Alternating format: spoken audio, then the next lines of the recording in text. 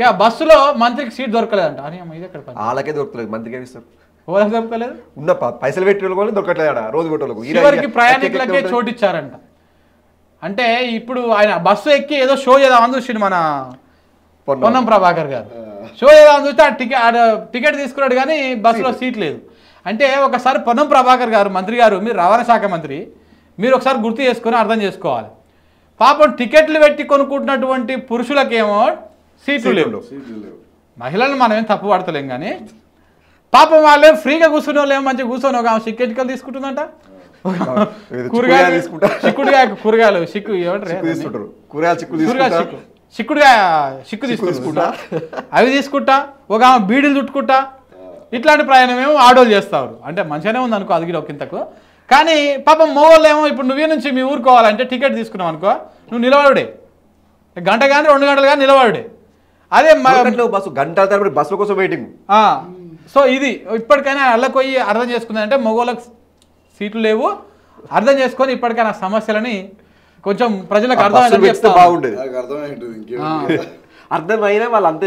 ఏంది గండ్ర సత్యన్న ఇదేందన్న ఎమ్మెల్యే న్యాయం చేస్తాడని ఓట్లు వేస్తే ఇల్లు కూల్చిండంట. అయ్యో పాపం.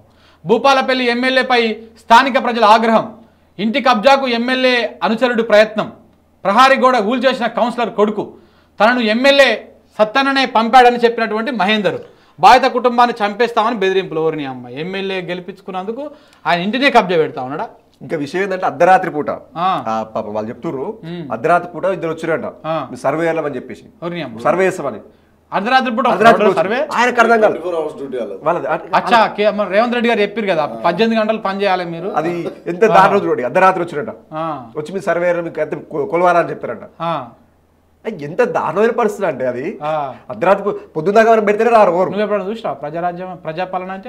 ఇప్పుడు చూస్తున్నాయి. ఇది ప్రజాపాలన అంటే మనకు తెలిసి మనం చిన్న ఉండొచ్చు ఇందిరమ్మ రాజ్యం కూడా. కాబట్టి ఇప్పుడు అవన్నీ మనం చూస్తున్నాం, మనకు అదృష్టం అన్నట్టు ఇట్లా లెక్కన. మళ్ళీ ఒక్క ఉన్నప్పుడు ఇల్లు కూల్చేసినట్టు అది. ఆ ఒక్కతే ఉన్నారు పాపం, వాళ్ళ భర్త ఎప్పుడు మా మిస్సెస్ ఒక్కతే ఉన్నాడు, మేము ఎవరు లేము ఆ టైంలో. వచ్చి ప్రహారీ గోడతో కూల్చేసారు టార్గెట్ గా చేసి. భూపాలపల్లిలో ఎమ్మెల్యే గారి పంతానికి ఇట్లా ఉంది పాపం.